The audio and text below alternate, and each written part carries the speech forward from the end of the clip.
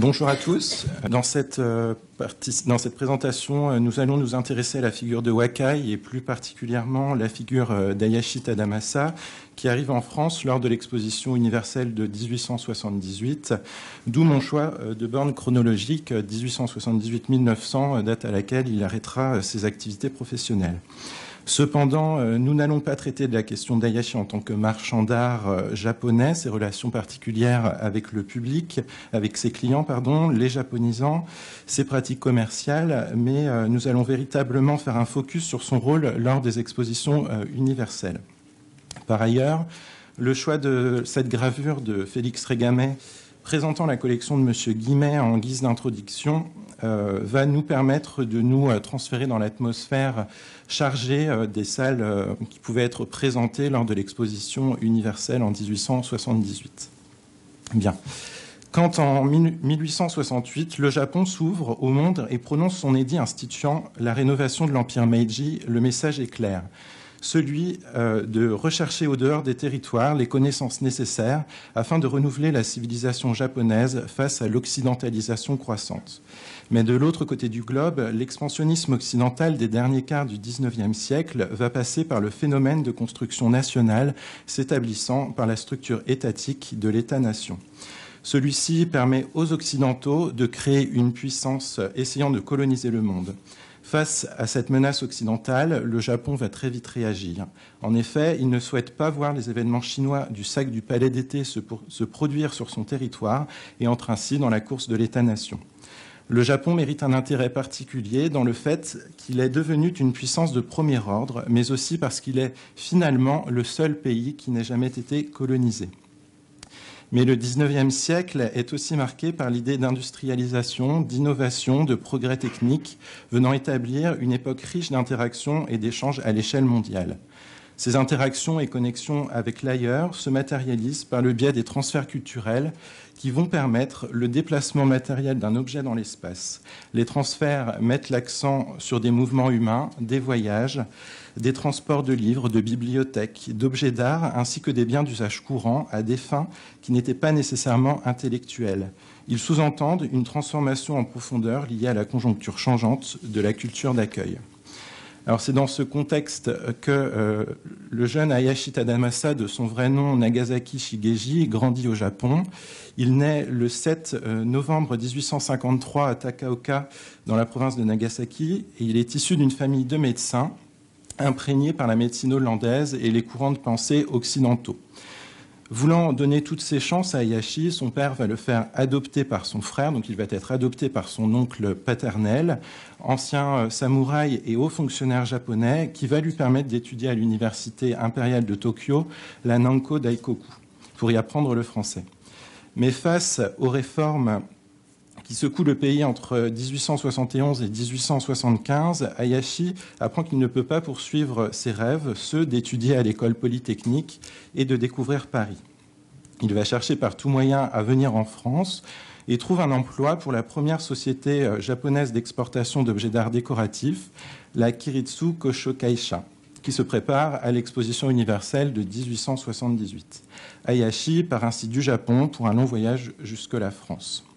Sujet de délire, les expositions universelles sont pour Gustave Flaubert, dans son dictionnaire des idées reçues, un formidable médium permettant la transformation des goûts alors en vogue au XIXe siècle.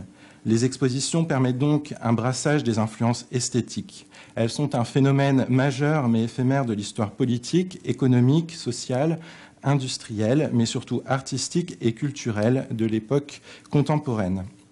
Les expositions offrent ainsi la possibilité de découvrir un pays lointain, une culture, des arts. Elles sont véritablement une fenêtre ouverte sur un ailleurs exotique. La découverte d'une nouvelle civilisation, d'une nouvelle culture au travers de l'exposition universelle, des expositions universelles, va avoir un fort impact sur les populations. En effet, cela va se produire en France lors de la découverte et de la présentation au grand public des arts japonais lors de l'exposition universelle de 1978. Les objets japonais sont traités avec curiosité par les visiteurs, comme par exemple le grès japonais et la découverte de leur utilisation pour la cérémonie du thé, qui, par leur exotisme, vont bouleverser les codes esthétiques. Afin de comprendre l'excitation que produit la découverte des arts du Japon lors de l'exposition universelle de 1978, il est intéressant de constater que dès la fin de l'exposition universelle de Philadelphie en 1876, les projets de l'exposition de Paris commencent à émerger dans l'esprit des organisateurs. Maeda Masana, le commissaire général de la section japonaise, écrit en 1877 que « j'avais l'idée bien arrêtée de faire participer mon pays à cette grande exhibition internationale. Les expositions précédentes, dans lesquelles mon pays avait occupé un rang des plus honorables, me permettaient de compter sur un succès pareil à Paris. Je fus nommé pour le choix des objets à faire figurer à ce tournoi international. En arrivant au Japon, j'ai dû chercher des ouvriers pour faire des objets tels qu'on les faisait autrefois. J'ai fait sortir de nos temples et de nos musées des objets d'art datant de bien des siècles qu'on n'a encore vu figurer à aucune exposition et je les ai fait rendre à Paris. » Lors de cette exposition, qui permet véritablement le passage entre le Second Empire et l'avènement républicain de la Troisième République, l'Asie va occuper une place de choix.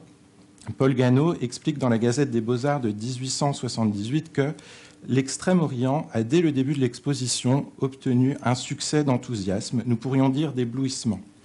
Il s'adressait surtout et très justement au Japon, qui est, pour l'instant, en possession des faveurs de la mode et semble avoir voulu s'en montrer digne. Une ferme japonaise est construite sur les pentes du Trocadéro, frappant les visiteurs par son raffinement et son exotisme. Une cérémonie du thé s'y déroule. Les réalisations japonaises éclipsent donc littéralement le pavillon chinois.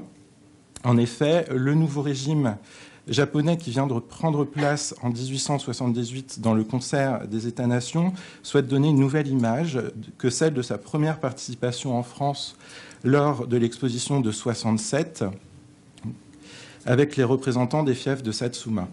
Et ici, on voit au premier rang à droite, assis en tailleur, je suppose, Hayashi, ici. La commission impériale fait éditer 2 volumes du Japon à l'exposition universelle de 1978 et explique que sa venue et son travail doivent démontrer les procédés de fabrication, l'histoire de chaque industrie, afin de faciliter les études des personnes qui visiteront la section japonaise.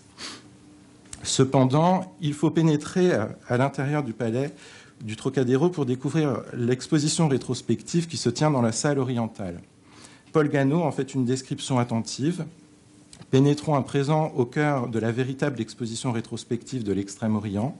Faute d'espace, les vitrines et les meubles y ont été un peu entassés, mais on serait malvenu à se plaindre d'un inconvénient qui résulte de l'empressement qu'ont mis les amateurs à apporter à l'exposition un véritable amoncellement de trésors. Nous n'avons pas besoin de dire que la céramique, comme dans toute l'exposition d'ailleurs, règne en souveraine au milieu de toutes ces richesses. Conservées aux archives nationales, les archives du cabinet du commissaire général de l'exposition de 1978, donc Maeda Masana, informent du contenu des salles 5 et 6 du palais du Trocadéro. C'est sous la dénomination de salle orientale que le registre mentionne les noms des collectionneurs. Je vous ai mis les 16 plus importants, donc on peut voir qu'il y a M. Olivier Dussartel, Eugène Piot, M. Poiret, M. Rogier, M. Philippe Burti, M. Jacquemin, M. Siegfried Bing. En réalité, il y en a 22. La provenance des objets y ont été indiquées. Pour l'Asie, une prédominance d'objets chinois et japonais, mais aussi des objets provenant de Malaisie, d'Inde, de Corée, de Cochinchine. Par ailleurs, cohabitent des objets provenant du Congo, de la Côte d'Ivoire, mais également des objets provenant de l'Antiquité grecque, de la Phénicie et de la Perse, selon le registre. Donc, 22 collectionneurs. J'ai fait une petite estimation. Il y a environ plus de 500 objets présentés. Donc, par exemple, avec M. Jacquemart, qui présente une vitrine japonaise avec plus de 189 nezuke en ivoire. Il y a une proportion d'environ 50% d'objets asiatiques. Et dans ces 50% d'objets asiatiques, 40% d'objets japonais, 60% d'objets chinois. C'est donc lors de cette exposition rétrospective que l'art japonais va véritablement créer un enthousiasme. Boîtes et cabinets en laque du Japon vases en bronze, ivoire, netsuke, armures, masques de théâtre antique, pots en terre cuite historiés vont participer à la découverte des véritables arts et artisanats du Japon en France. Philippe Burti est remarqué en tant qu'amateur présentant sa collection. La critique dira les quelques pièces de céramique japonaise qui brillent au milieu des bronzes, des lacs, des ivoires et de tant d'autres charmants objets, réunis avec un goût si délicat, si élégant, si artiste, il faudrait autre chose qu'une sèche nomenclature pour donner une idée de ce choix exquis. La céramique japonaise est donc mise à l'honneur. En effet, l'étude du registre confirme la présence de deux types de céramique. La céramique d'exportation, qui est faite par le Japon pour les pays occidentaux, et la céramique traditionnelle, qui est faite pour l'usage intérieur. Par exemple, dans la collection de M. Siegfried Bing, au numéro 17893, car tout le registre est référencé par numéro avec chaque objet présenté, 169 pièces variées en céramique du Japon. Dans celle de M. de Lanarde, au numéro 17290, 3 assiettes en satsuma, une potiche en grès craquelé de Kyoto. C'est ici qu'Hayashi entre en scène. Jeune interprète, il travaille sous les ordres de Wakai Kenzaburo pour la Kiritsu Koishokaisha et l'exposition universelle de 1978.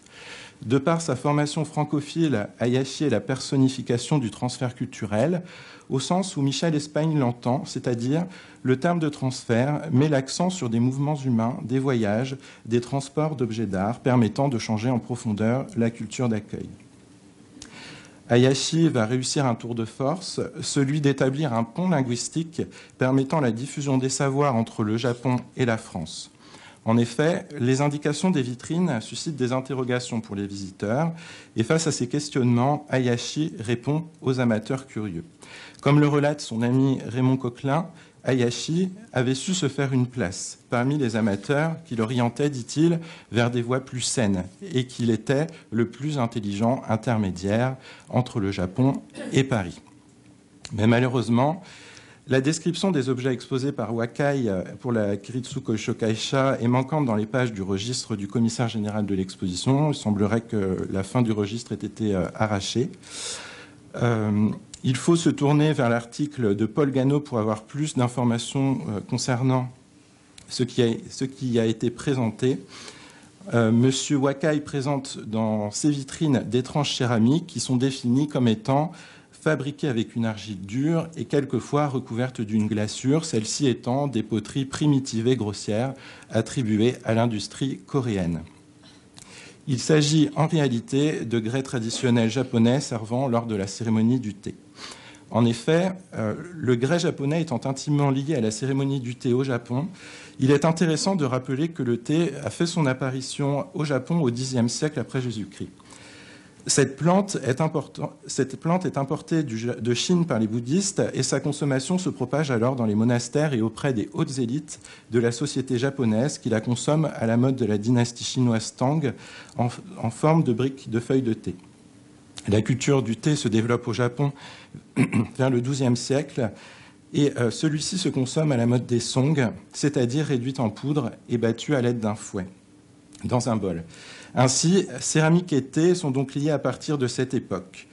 Les premières pratiques de la cérémonie du thé apparaissent au Japon en parallèle du développement des diverses doctrines bouddhiques zen, dont celle du wabi-sabi, qui devient un concept clé de l'esthétique japonais. C'est au XVIe siècle que s'élaborent les principes philosophiques du wabi-sabi, littéralement la sobriété mélancolique, qui vont être établis en doctrine par le maître de thé Senno Ryokyu. Les principes esthétiques du wabi-sabi s'établissent comme étant, d'une part, pour le wabi, une attitude d'humilité, de modestie, de douceur, de dépouillement de l'homme face à la relation qu'il entretient avec la nature et conforme à l'idéologie zen du renoncement, et pour le sabi, d'autre part, une mélancolie du temps qui passe. Ce goût pour l'esthétique du wabi-sabi vis-à-vis de la cérémonie du thé s'exprime au travers de la céramique et atteint son point culminant durant les périodes Momoyama et le début de la période d'Edo, conférant aux céramiques de la cérémonie du thé le rang d'art majeur. Mais le message qui passe derrière cette céramique, les Occidentaux ne l'avaient pas encore compris. Qualifiée de primitive et grossière par les Français, lors de l'exposition universelle de 1978, la découverte des grains nippons est en tout point différent des productions européennes. En effet, différents types de médiums, la terre cuite, le grès, la porcelaine. Donc la terre cuite est une pâte poreuse cuite entre 800 et 1200 degrés.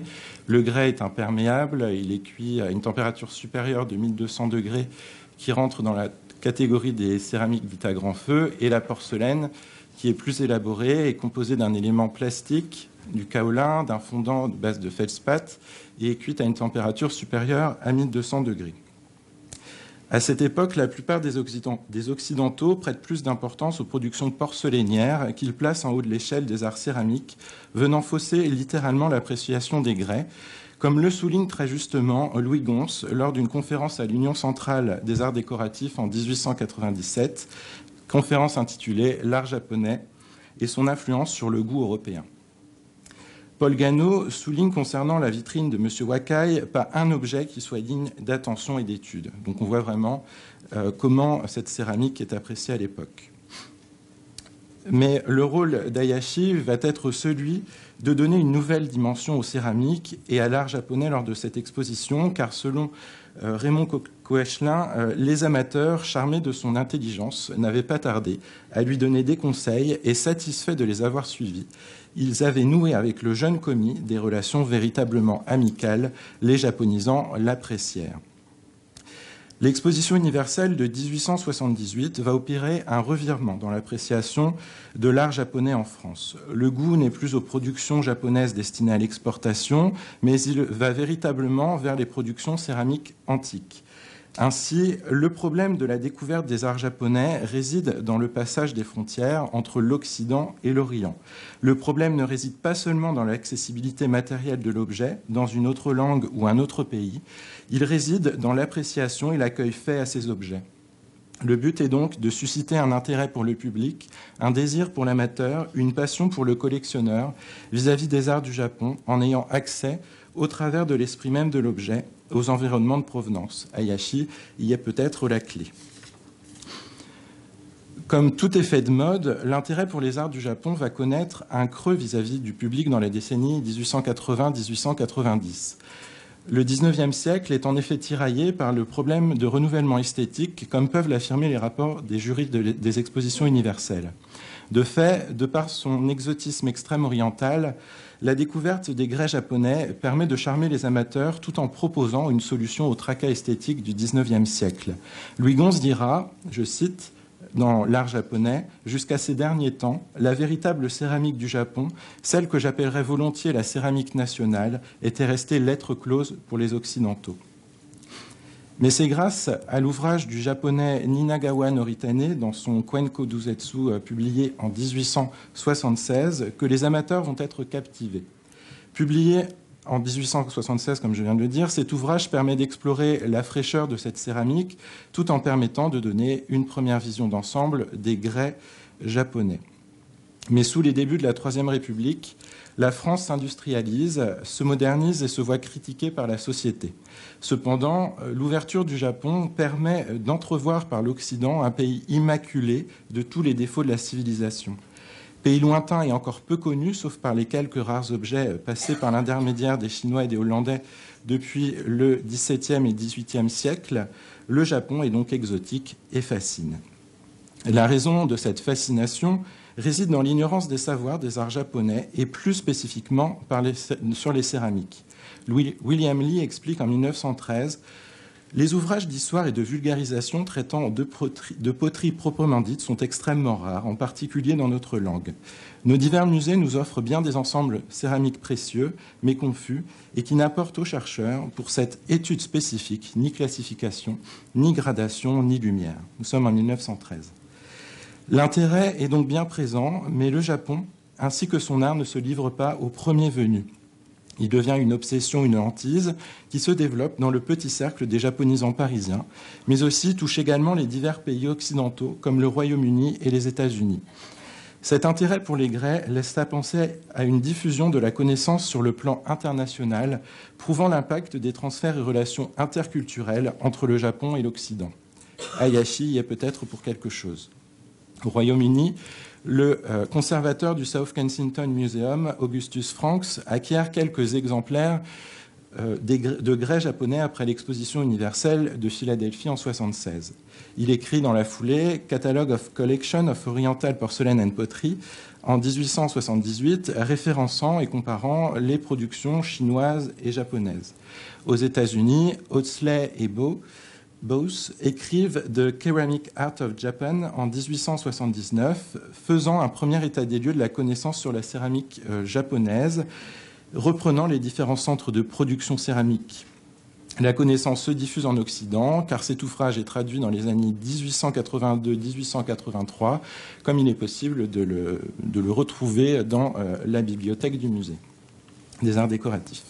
En France, Philippe Burti rappelle aux amateurs l'importance de l'étude de la céramique japonaise après l'exposition des grès à l'exposition de 1978. Monsieur Wakai, je cite, exposa des pots, des petits vases qui n'excitèrent guère d'intérêt chez d'autres savants que chez les conservateurs du South Kensington Museum, M. Franks. Ils étaient en matière très grasse, souvent grossière, et revêtus d'émaux qui n'avaient pas un grand éclat. Il s'en fallut d'assez peu qu'on ne les classât parmi les objets sauvages. M. Wakai donnait des noms de fabriques locales en indiquant des dates reculées, mais on sentait qu'il les considérait surtout comme des curiosités. Ces céramiques japonaises excitèrent donc la curiosité des amateurs.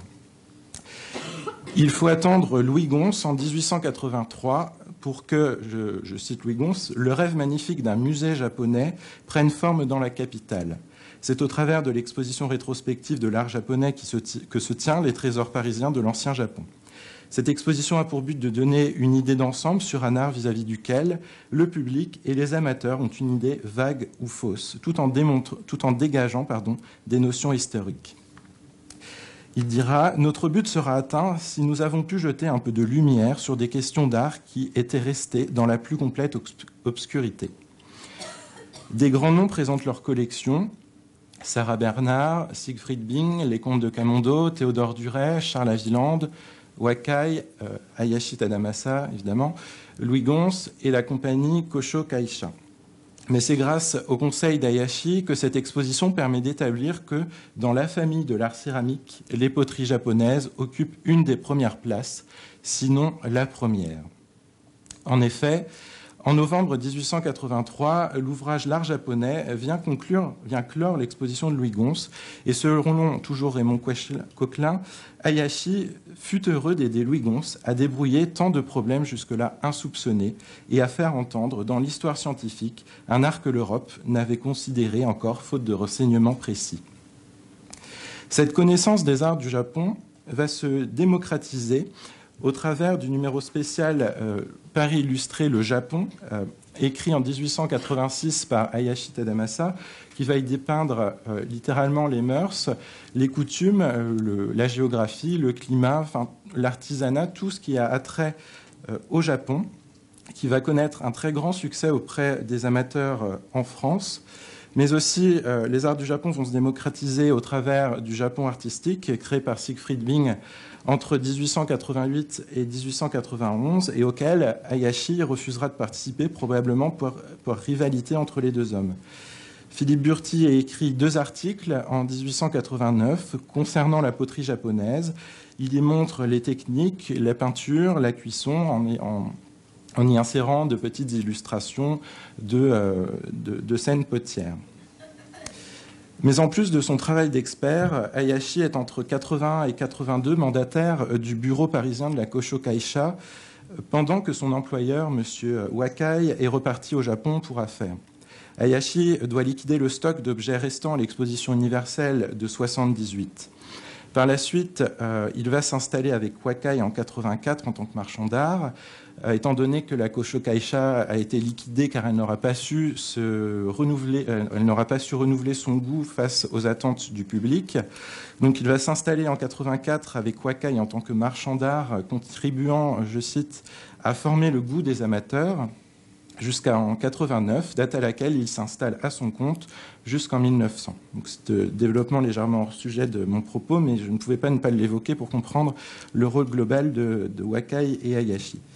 Cependant, lors de l'exposition universelle de 1989, le déclin se fait sentir. La critique est dure concernant le Japon et parle d'un étalage qui est un déballage et poursuit en disant que depuis des années, la révélation est faite.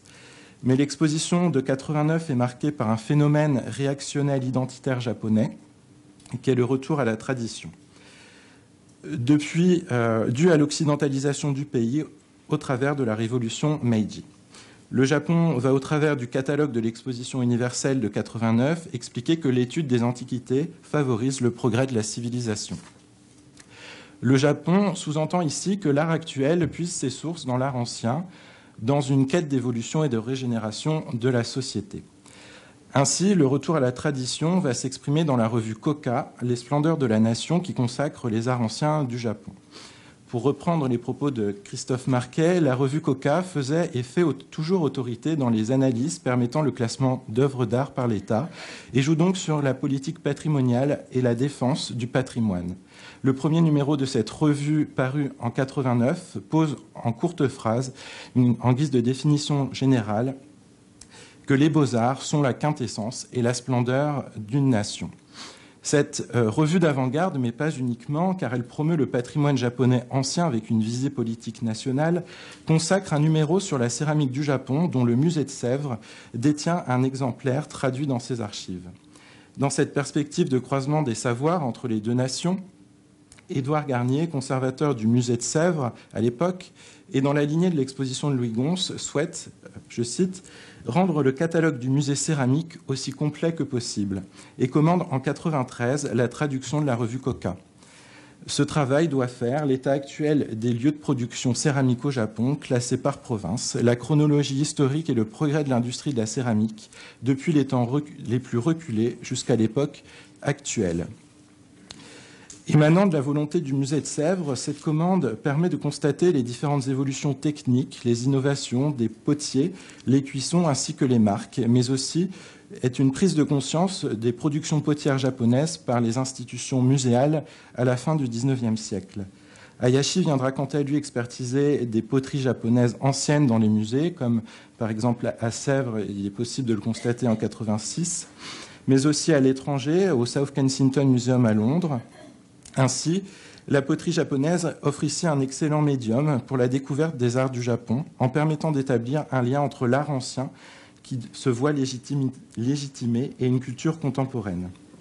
Les amateurs des grès japonais ont su découvrir le patrimoine national céramique qui prendra une plus grande envergure lors de l'exposition universelle de 1900. Déjà présent au travers de la revue Koka, le retour à la tradition japonaise atteint son paroxysme lors de l'exposition universelle de 1900. C'est ce que souligne Émile Lovelock dans la Gazette des Beaux-Arts. Il dira, visiblement pour le Japon, c'est aux origines qu'est la fleur parfaite de son art. Cette exposition est japonaise de choix, non européenne, et par là renseigne notre goût et l'épure. Les expositions de 1878 et 1900 avaient habitué le public à voir des objets japonais d'exportation ou des objets ayant un passé récent. Désormais, il en sera autrement. Et la volonté du gouvernement japonais est de, je cite, « faire appel à toutes les anciennes familles du pays qui détiennent les inestimables richesses de l'art japonais ancien en vue des expositions spéciales de 1900, afin de montrer un art qui, depuis 50 ans qu'il est révélé, a bouleversé et rénové l'art moderne en Occident. » Avant de s'exprimer pleinement à l'exposition de 1900, le retour à la tradition est déjà quelque peu ressenti lors de l'exposition universelle de Chicago en 1993. En effet, le Japon se fait construire une réplique réduite du temple de Byodo-in près de Kyoto, datant du XIe siècle, plus connu sous le nom de Odo. Michel Grévon explique dans une lettre du 8 juillet 1997 qu'à Chicago, le point de vue commercial dominait et les exposants japonais se sont attachés surtout à flatter habilement le mauvais goût du public. En 1900, à Paris, la situation est différente. La légation de la République française au Japon écrit qu'il importait davantage aux intérêts japonais que l'exposition de Chicago, Paris étant le centre de la civilisation universelle, où le goût se forme et d'où les modes émanent. C'est donc une nécessité de s'y rendre de la manière la plus brillante possible. En effet, les trésors anciens que recèlent les palais et les temples, encore jamais sortis du Japon et inconnus de l'Occident, vont être dévoilés. Le Japon déploie les grands moyens, avec la commission impériale qui accorde 900 000 yens. On note la présence d'environ 2200 exposants japonais, à savoir une participation et un financement 4 fois plus important qu'en 89. Hayashi Tadamasa est au sommet de sa carrière. Il vient d'être nommé par le gouvernement japonais commissaire général de la section japonaise et y expose les trésors impériaux. C'est au travers de l'exposition rétrospective du Japon sur le Champ de Mars que les Occidentaux apprécient la réelle valeur des arts nippons. L'exposition est une spectaculaire mise en scène avec la construction de différents pavillons pittoresques regroupés autour d'un jardin japonais. Les ambitions montantes du Japon se déduisent très clairement de son pavillon principal de 1900, copie conforme d'un temple de Kwodo à Nara.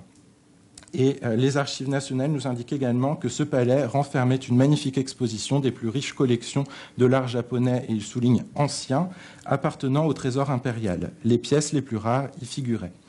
Paul Gers nous informe que la note dominante n'était pas celle de ce XVIIIe siècle japonais qui dut sa vogue à Paris en ces dernières années.